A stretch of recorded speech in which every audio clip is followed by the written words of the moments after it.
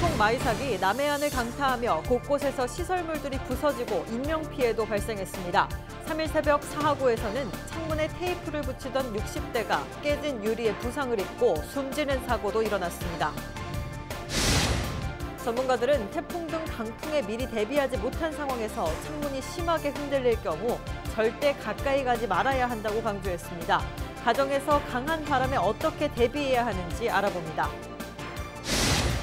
마이삭이 지나가고 이번에는 제10호 태풍 하이선이 우리나라를 향해 다가오고 있습니다. 월요일 새벽 남해안에 근접하고 한반도를 관통할 것으로 예상돼 철저한 대비가 필요합니다. 자세한 태풍 정보 전해드립니다. 부산시를 비롯한 부산 지역 11개 기관 단체가 시민들의 단합과 결집을 통해 코로나 위기를 극복하자며 대시민 호소문을 발표했습니다. 시청자 여러분 안녕하십니까? 헬로티비 뉴스 부산입니다. 제9호 태풍 마이삭이 부산 인근 남해안에 상륙해 남부지방을 휩쓸고 지나갔습니다. 부산 곳곳에서는 강풍으로 인한 피해가 속출했는데요. 주택과 각종 시설물들이 깨지고 날아가는가 하면 태풍의 피해로 2명이 목숨을 잃었습니다. 안수민 기자가 보도합니다. 아시아드 주경기장의 하얀 지붕에 구멍이 뻥뻥 뚫렸습니다. 경기장 내부도 훤히 들여다 보입니다. 태풍 마이삭이 몰고 온 강풍에 대형 지붕막 9장이 찢어졌습니다. 부산항에서는 컨테이너들이 장난감 블럭처럼 여기저기 나뒹굽니다. 3일 새벽 순간 최대 풍속 초속 35.7m, 역대 7번째로 강한 바람이 몰아친 부산. 해안가 아파트 창문은 바람에 견디다 못해 와장창 깨졌습니다. 도로 곳곳에서는 신호등이 바닥으로 꼬그라졌습니다. 전신주가 넘어지며 주택 창문을 깨고 들어가기도 했습니다. 건물 6층 높이의 대형 나무도 속절없이 쓰러져 아파트를 덮쳤습니다. 이게 만약에 이 아파트 쪽을 넘어지든가 인명피해가 있었더라면 굉장히 큰 사고가 날 건데 다행히 그래도 인명피해 없고. 네, 구청에서 이 나뭇가지를 쳐내는 등 응급조치를 취해놓은 상황이지만 이 나무가 워낙 크다 보니 완전한 복구까지는 시일이 소요될 것으로 보입니다. 인명피해도 잇따랐습니다. 3일 새벽 사하구에서 창문을 고정시키다 유리가 파손되며 부상을 입은 60대 여성이 과다출혈로 목숨을 잃었습니다. 또 미포항 방파제에서 파도에 휩쓸린 남성이 골절상을 입고 구조되기도 했습니다. 40대 여성이 물건을 주우려다 동천에 빠졌다 구조되는 사고도 있었습니다. 소방에 접수된 태풍 피해 신고만 750여 건. 강풍으로 부산 전역에서 5만여 가구의 전기 공급이 중단됐습니다. 태풍의 상처가 아물기도 전에 제10호 태풍 하이선의 북상 소식도 전해지고 있어 추가 피해에 대한 우려가 큽니다. 헬로티비 뉴스 안수민입니다. 네, 조금 전 리포트에서도 전해드렸지만 유리창 파손을 막기 위해 창문에 테이프를 붙이던 60대가 깨진 유리에 맞아 숨지는 사고도 발생을 했는데요. 여러 피해 사례를 보셔서 아시겠지만 태풍이 올 때 창문이 심하게 흔들린다면 절대 가까이 가지 말아야 합니다. 차선영 기자입니다.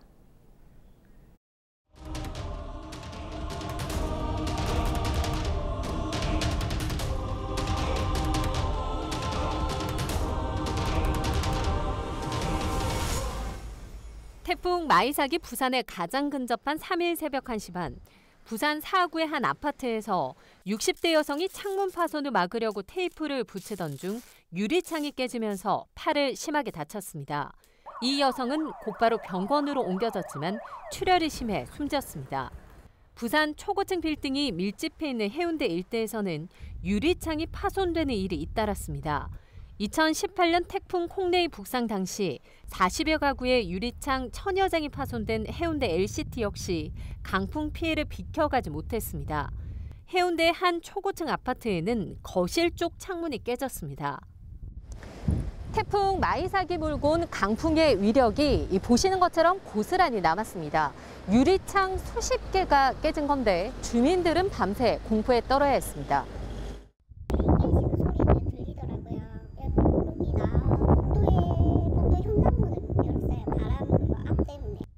태풍으로 강한 바람이 불 땐 미리 대비하는 것이 중요합니다.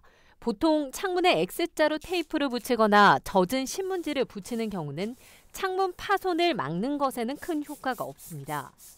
우리나라에서 지금 사용하는 유리창 두께가요, 보통 3mm, 5mm, 16mm 정도 두께를 사용하는데 저희가 실험 결과 초당 30m 풍속에도 유리창은 자체적으로 파손은 되지 않았습니다. 창틀하고 유리창문 사이의 이격 때문에 그 바람이 들어오면서 떨림이 파손의 주요 원인으로 분석되었거든요. 파손을 예방하기 위해선 창틀과 유리 창문 사이 테이프를 붙이거나 신문지 등 종이를 두껍게 끼우는 것이 도움이 됩니다. 만약 미리 강한 바람에 대비하지 못한 상황에서 창문이 심하게 흔들린다면 가까이 가지 않고 차라리 2차 피해를 막기 위해 커튼 등을 치는 것이 낫습니다. 문은 열어놓는 것보다 닫아놓는 것이 좋고 창문이 흔들리지 않도록 단단히 고정하면 강풍에 더 잘 버틸 수 있습니다. 헬로티비 뉴스 차선영입니다. 제9호 태풍 마이삭도 강풍과 함께 많은 비를 뿌렸습니다. 주택과 상가가 물에 잠기거나 강풍에 시설물이 파손되는 등 각종 피해가 속출했는데요. 태풍으로 인한 피해, 보상은 어떻게 받을 수 있을까요? 홍승현 기자가 전해드립니다. 주택이 집터만 남긴 채 형체를 알 수 없을 정도로 무너졌습니다. 소방대원들이 물에 잠긴 차를 끌어올립니다. 시설하우스 철골 구조물이 엿가락처럼 휘었고 수확을 앞둔 과일은 바닥에 떨어져 버렸습니다. 지난 2019년 발생한 태풍 미탁 당시 모습입니다. 이처럼 한 번 발생할 때마다 재산은 물론 인명까지 수많은 피해를 낳는 태풍. 각종 피해를 보상받을 수는 없을까? 먼저 주택의 경우 풍수해 보험이나 특약에 가입되어 있다면 보상이 가능합니다. 풍수해 보험은 정부가 운영하는 정책 보험으로 보험료의 최대 92%를 국가와 지자체에서 지원합니다. 피해 조사 후 지급이 확정되면 일주일 이내에 보험금이 나와 비교적 지원이 빠르다는 장점이 있습니다. 또 주택 화재 보험에 가입할 때 풍수재 특약을 들어놓으면 건물은 물론 TV 등 가재 도구도 지원이 가능합니다. 농경지가 물에 잠기는 등 각종 농업 피해는 농작물 재해 보상 보험을 통해 보상받을 수 있습니다. 해당 보험은 지자체와 농협보험사가 공동으로 운영하며 보험료의 20%만 본인이 부담하고 80%는 국가와 지자체에서 지원합니다. 농가에서 10만 원 미만의 금액만 내면 최대 1,000만 원 이상 보상받을 수 있는 겁니다.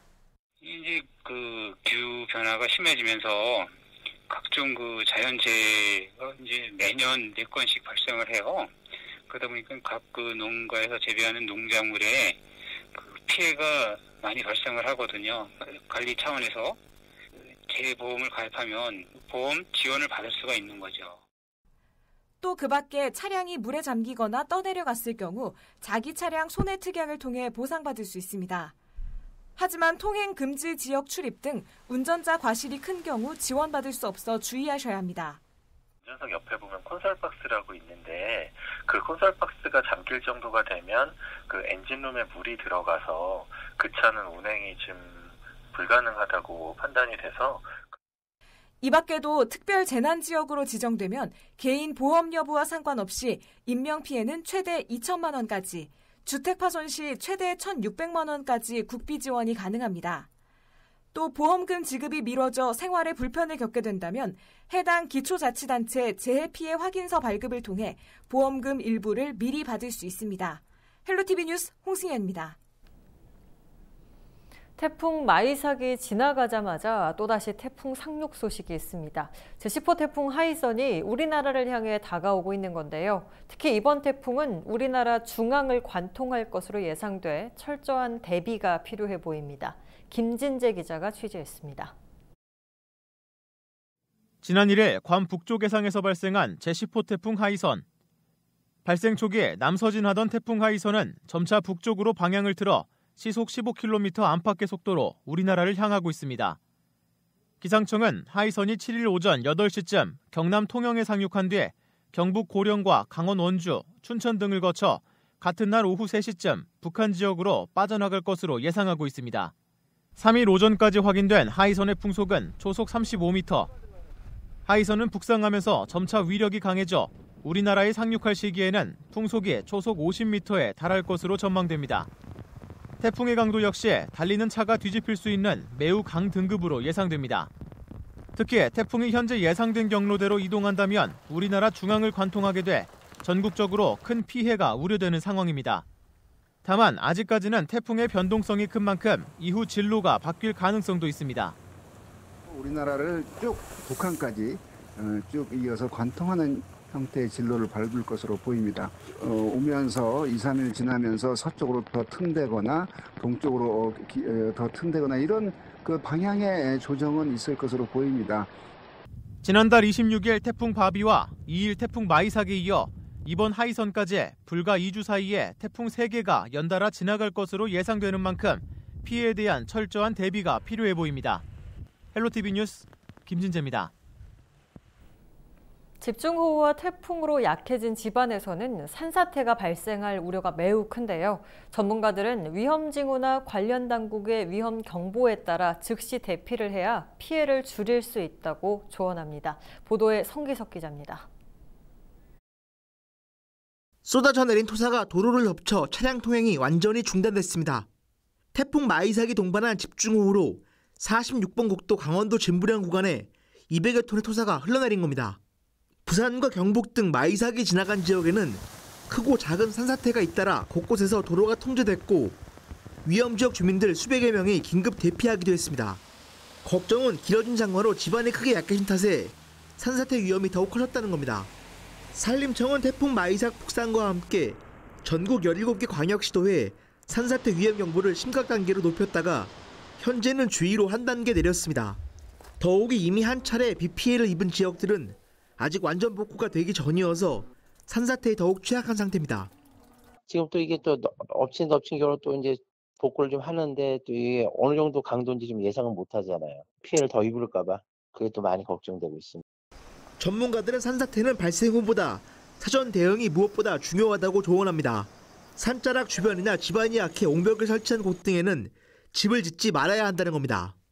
산림청이 산사태 정보 시스템을 통해 상황별 위험 지역을 알리고 있지만 시민들이 이를 알 수 있는 방법은 현재로서는 부족해 앞으로 개선책 마련이 필요해 보입니다. 인명피해를 줄이기 위한 발빠른 사전 대피도 강조되고 있습니다. 산사태는 워낙 순식간에 발생해 일단 났다 하면 피하는 게 사실상 불가능하기 때문입니다. 예상 징후로 땅이 울리는 소리와 나무가 기울어지는 상황 등에 주목해야 합니다. 또 많은 양의 물이 솟구치는 것도 땅속에 물이 과포화됐다는 신호입니다. 경사면에서 갑자기 평소와 다른 물이 좀 많이 나온다거나 또는 흙탕물이 일부 흘러내린다 이런 경우, 그리고 토석이 일부 흘러내린 흔적이 있다 뭐 이런 경우가 있고, 경사 아래면에 낙석에 의해서 돌 부스러기 또는 흙이 쌓여 있거나 장기간 비가 오고 바람이 불 때 이런 곳에 이 산사태 위험 징후가 좀 높아진다 볼 수 있습니다. 대피는 넓은 도로 쪽이나 산에서 최대한 멀리 떨어진 곳으로 이동하는 것이 좋습니다. 재난당국과 지자체에서 발송하는 대피 명령 문자 등을 수시로 확인하고 그에 잘 따라 움직이는 것도 중요합니다. 헬로티비 뉴스 성기석입니다.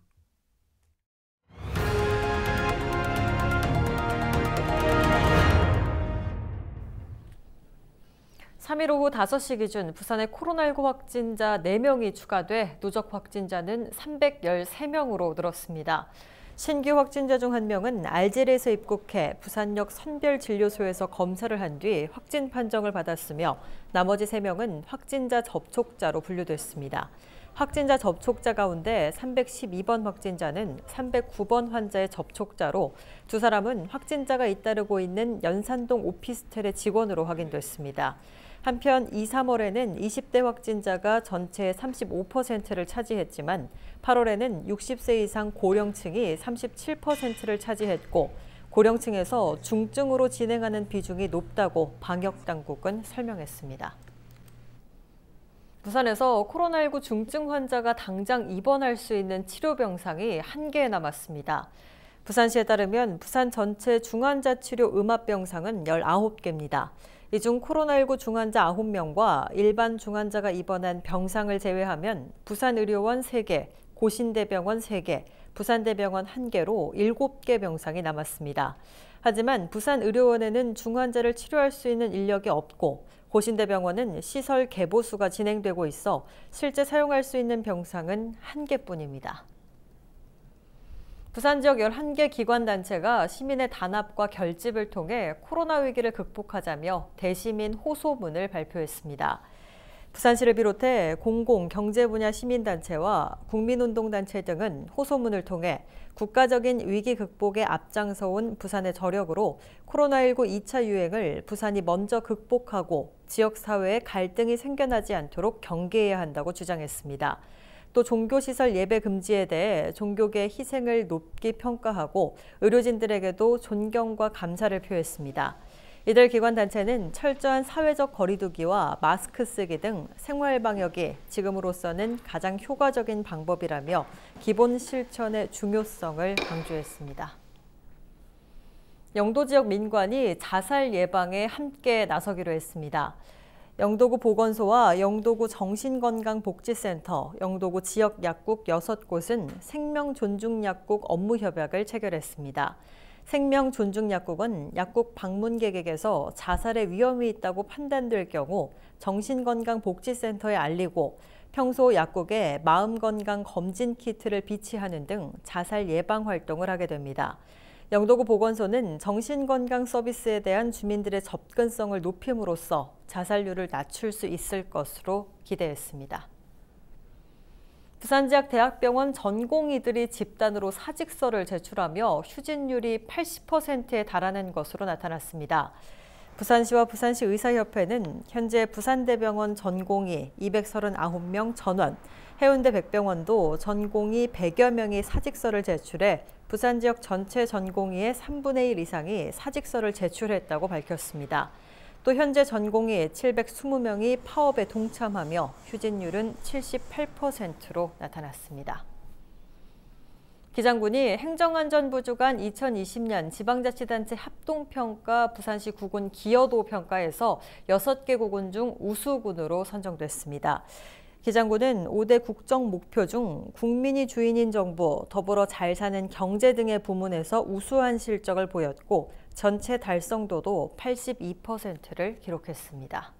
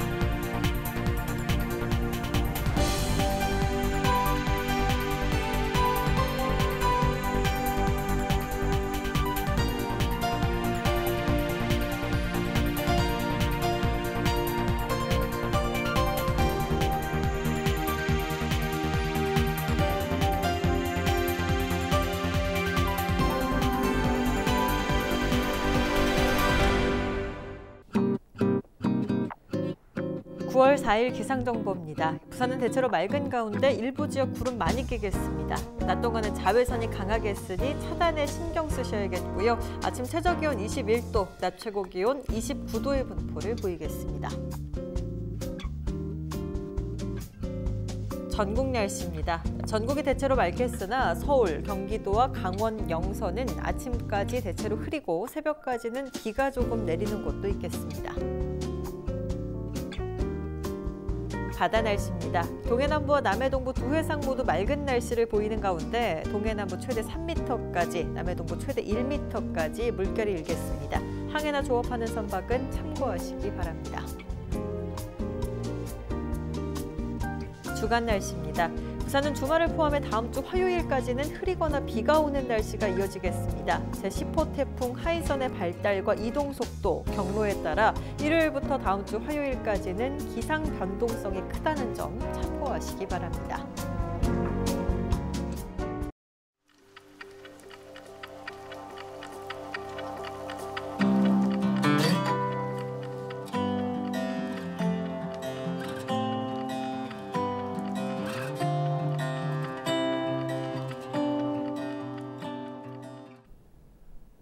이상으로 뉴스 마칩니다. 저희는 언제나 지역 주민 여러분 곁에 있겠습니다. 고맙습니다.